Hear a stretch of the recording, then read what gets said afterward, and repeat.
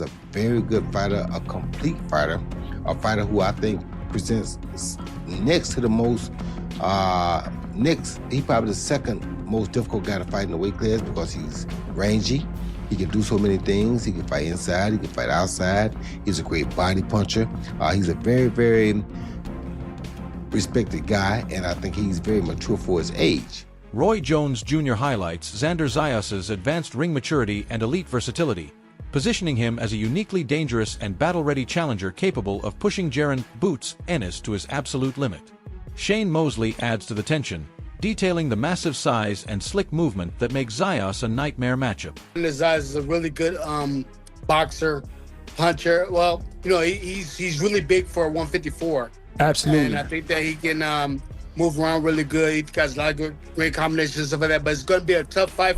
Boots Ennis turns up the heat, welcoming the challenge while chillingly reminding everyone that once the talking stops, Xander will have to survive the storm his son brings to the ring. I mean, you know, Xander, you know, we like the Xander anyway.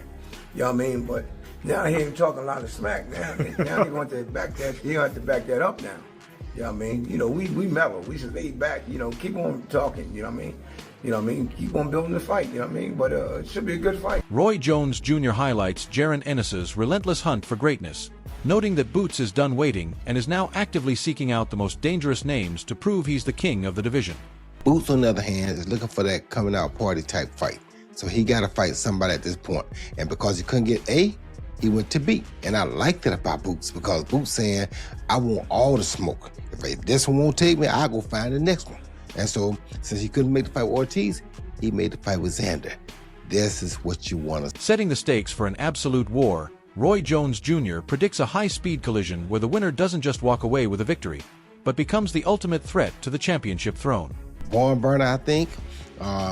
May the best man win, but both of these guys are capable of becoming the biggest threat to Fundora in the weight class because right now, Fundora is still the king of the weight class.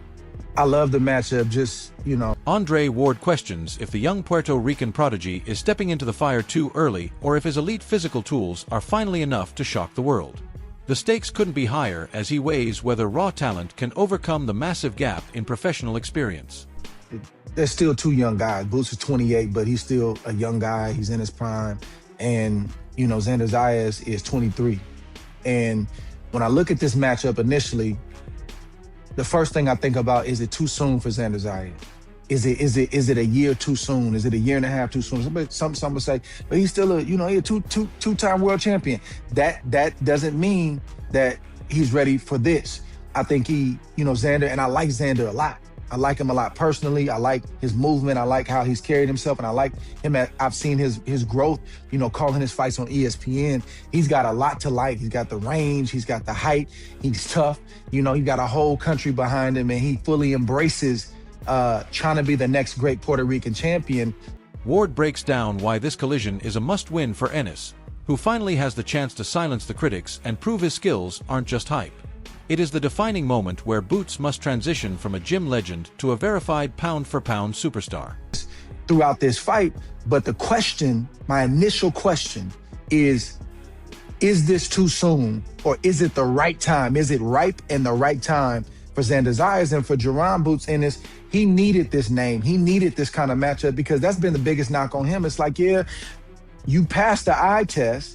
We see you have skills. We respect your movement with your father. The tension rises as Ward points out a dangerous flaw in the champion's defense that could turn a routine win into a disastrous night if Zayas lands the right shot. One defensive lapse could change everything, leaving fans wondering if Ennis is truly as untouchable as he seems. In a chilling finale, Ward explains how this fight will either crown a new global superstar for Puerto Rico at such a young age or cement Ennis as the undisputed boogeyman of boxing. Both men are fighting for a legacy that will be talked about for years, with no room for Boots. Boots has had his way so much that I don't always see Boots, even though he does have skill defensively, he doesn't always use it. I see Boots sometimes get hit with clean flush shots, and I'll see him get hit in a fight with a repeated shot. And my boxing brain says, you took that shot against this guy. What if you get hit with that same shot against that guy? So those are my initial concerns about the fight for both guys. Roy Jones Jr. shuts down any excuses about Zayas being too young, insisting that once you hold world titles, there is no such thing as too early for a war. He warns that waiting only cheats the fans. And if Zayas wants to be a legend, he has to prove he belongs in the ring with the best right now. For Xander. And he's able to pull this off and beat Boots on points, or somehow hurt Boots and stop Boots and put on a great performance. Puerto Rico has their next great star. And if Jaron Boots Ennis is able to deal with Xander Zayas and stop him and dominate him, it's going to prove a lot of what we've already seen and know about Boots, is that he has it, and he just needed the opportunity to prove it. So the legend predicts that this massive pressure will force Ennis to sharpen his defense and reach a level we haven't seen yet. He believes this is the ultimate crossroads where the survivor won't just win a fight, but will transform into something truly legendary in the sport. They want the legacy and they want to prove something, and I respect that from both guys. Me too, and let me say this to you real quick, Dre. See, this where we gotta learn that, it's like we can think it's too early, but we can't say it's too early when he's already a two-time world champion. It's not too early. It's not too early because that's just a question now. No. Let me finish. Let me finish. We fighting for 2 times world champion already. What if he go for the third one and he gets beat? Then he misses a big money fight with Boots instead of going on and taking this fight. You understand me? So it's like so many times we get cheated out of fights because guys try to wait till the fight simmers or gets to where it needs to be, then they'll wait till they think one guy's ready. No, if you're a 2-time world champion across the board already, you're ready. If you're not ready, you shouldn't have got them. You shouldn't have got them 2 titles if you weren't ready. So if you got 2 titles, I don't want to hear that you're not ready. You better be ready because you're 2-time world champion. You got 2 of the belts in the weight class. Everybody in the weight class want that. So your behind better be ready. You hear where I'm coming from? Now, Shane Mosley weighs in on the technical chess match, highlighting how the champion's ability to switch stances and fight from any angle could leave Zayas searching for answers. He sees a grueling physical battle ahead where raw power meets elite boxing IQ, leaving the final outcome. Boots is looking for the opportunity to shine his light.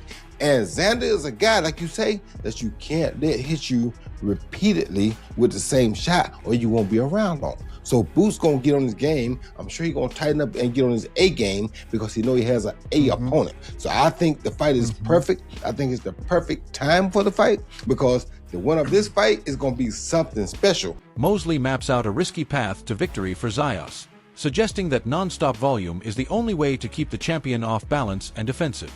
He warns that a single second of hesitation or standing still could allow the champion to unleash a devastating toll that few fighters can survive. He's actually a big fighter too as well, and has a lot of skills, not just punching power, but he has a lot of boxing skills as well. And he can go from right-handed to left-handed, at any time. So that could be a problem for Xander Zayas. But I think both guys, it's gonna be a hard fight, and I think it'll be a very interesting fight to see what happens. So I'm not really sure the outcome of that. Well, I think that Xander Zayas will have to be more of a volume puncher, kind of like with, I'm forgetting his name, Fendura. Yes. Like Fendura was like a volume puncher. And I think that he has to keep Boots in his, occupied with all the punches and movements and stuff like that. But if he stays there right in front of him, then, then Boots is going to, take his toll on him. But I think that activity for Xander Zayas will be the key for him. Dismissing any claims that the challenger is inexperienced, Mosley points out that Zayas has been a professional predator since his teens and is hitting his physical peak at the perfect moment. He sets the stage for a rare clash of 2 elite athletes, both fighting at the absolute summit of their powers. I don't think Xander's green because Xander started off early, like when he was 17. So, I'm not going to give him the green card. I just think that maybe he's at the right age, I think. But if he has all the energy and can kind of like keep activity going, but Boots at the same thing is very much at his prime and at the top of his game, and it could be a very interesting fight, like for both guys. Pound for pound King Terence Crawford joins the conversation, acknowledging the immense courage it takes for Zayas to chase history for Puerto Rico at such a young age. While he admires the confidence, Crawford can't help but wonder if the young lion is leaping into the deep end just a moment too soon. It adds a chilling layer of suspense to the matchup, as one of the smartest minds in the game questions if heart alone can overcome such a massive step up in competition. It's a tough fight, especially for Xander at this point in his career, but it shows his heart and his confidence, that he has in himself, and he's ready to go make history for his country, and he's going to do real well in that fight. I just think, right now, it's a little bit too early for him. Boots Ennis gives respect to the young challenger for being the only one with the courage to actually step up and sign the contract. He acknowledges that while others ran from the challenge, Zayas is a real boxer who is coming to fight, setting the stage for a high-stakes showdown. We want to fight whoever, man. It doesn't make a difference. I think that was in the making. I think he's the only one that accepted, take the fight with Boots. You know what I mean? I don't know how it came about, though, but I know Eddie was working to get Boots the fights that he won. You know what I mean? So there was nobody else available at the time because all the other guys had fought already, the ones that we wanted. You know what I mean? So, and then I'm glad my young boy stepped up. He stepped up to the plate. You know what I mean? And it should be a good little fight. Like I said, it should be a good fight. He can box. You know what I mean? He's a good fighter, man. You can't take nothing away from him. People talking about this and talking about, but I think he's a good fighter. I can't take nothing away from people talking about this and that, but I think he's a good fighter. In a chilling warning, Boots Ennis suggests that the world hasn't even seen the real Boots Ennis yet because no one's been good enough to push him.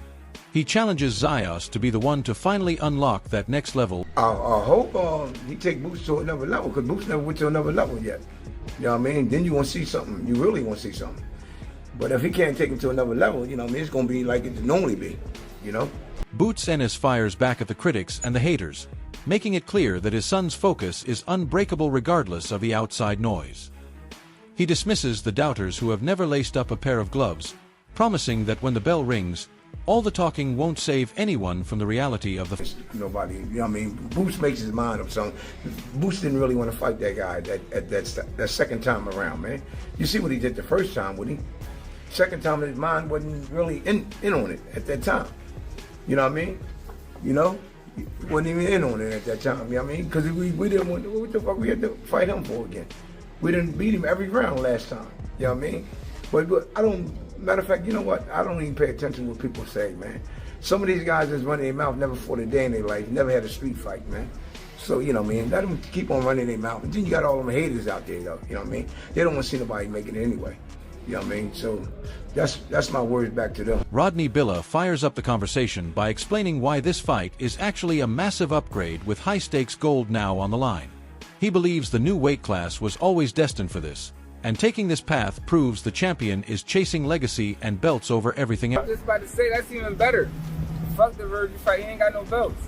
I really only wanted Boots to fight him to shut everybody up, and I know that was like a whole lot of money right there. I want him to get as much money as he could, but this one even better because main cuz got 2 belts. Now, 54 was his shit before he even got there. Billa gives props to the challenger for having the heart to sign the contract, while every other top name in the division continues to look the other way. He points out that while others are busy making excuses and ducking the smoke, Zayas is the only one brave enough to risk it all. It's a rare show of respect for an opponent who is willing to walk into the lion's den when everyone else is playing it safe.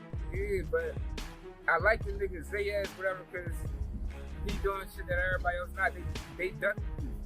It was going to be like at 47 if it wasn't for Cuz. He might want to get the fight he wanted. Tension reaches a breaking point as Billa predicts a quick and violent ending, claiming the champion is about to trade his boxing masterclass for a brutal knockout.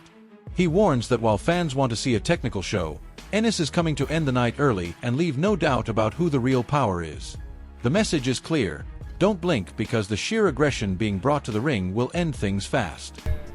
I got Boots in like 5 or 6, but knowing him, shit might be like 4, 3. Him, listen, I be telling him, bro, I'm trying to box and show the skills off. He do that all the time, but I just want to enjoy this shit, bro. He gonna go in there and knock the nigga out and all that.